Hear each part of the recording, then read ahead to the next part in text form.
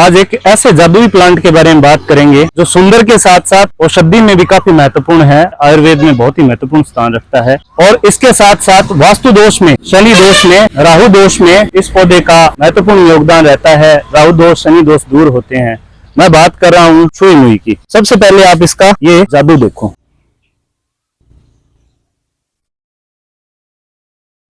एक बार फिर दिखा रहा हूं।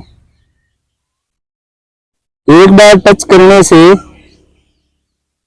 ऐसे लगता है जैसे पौधा मर गया, खत्म हो गया। ये देखो,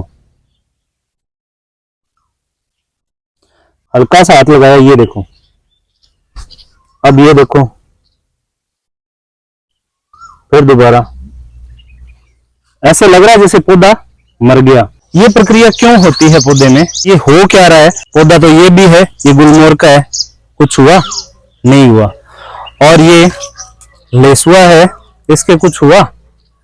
ये सहजन है, इसको टच करने से कुछ नहीं होता। ऐसा क्यों कर रहा है ये पौधा? छुई मुई का पौधा क्यों कर रहा है वो बताता हूँ। इस पौधे को छुई मुई, लाजवंती, लक्ष्मी नोट और संकुची पौधा कहा जाता है। इसका वैज्ञानिक नाम मोमुसा पोडिका है। और ये करता क्यों है ऐसा, सबसे पहले वो जानते हैं। ये पौधे की जो पत्तियां हैं इनमें पोटेशियम होता है और इनकी जो कोशिकाएं हैं उनका साइज थोड़ा बड़ा होता है। जैसे ही हम इनको टच करते हैं, जो पोटेशियम है वो अपना स्थान छोड़ देता है और स्थान छोड़ने के बाद में इन पत्तियों से पानी पूरी तरह निष्कासित हो जाता है। इस प्रक्रिया को हार्मोनास्टी कहा जाता है वैज्ञानिक भाषा में। जैसे इस पौधे को हाथ लगाने के बाद में जैसे ही दूर करते हैं हाथ, और पौधा मरने की स्थिति में आ जाता है। ऐसा पौधा अपने बचाव के लिए करता है। इस पौधे को कहीं पे भी लगा दो, आप किसी भी जगह लगा दो, जब भी ये किसी के टच में आएगा, पशु के टच में आ गया तो ये पौधा अपनी पत्तियां गिरा देगा, जिसे पशु खाएगा नहीं, दूर हो जाएगा। इससे पौधा अपने बचाव के लिए करता है। ये सब एकदम गति से डाउन हो रहा है। इस प्रक्रिया को पल्विनी कहते हैं, यानी पानी पूरी तरह निष्कासित कर देता है। मरता नहीं है पौधा, पानी निष्कासित करता है। और देखने से ऐसा लगता है जैसे पौधा मर गया। ये देखो, ये नीचे इनको मैंने टच किया था और साथ में इस पौधे को मैंने टच नहीं किया। इसकी स्थिति अच्छी दिखाई दे रही है। अब इसको मैं टच कर रहा हूं, अब देखना।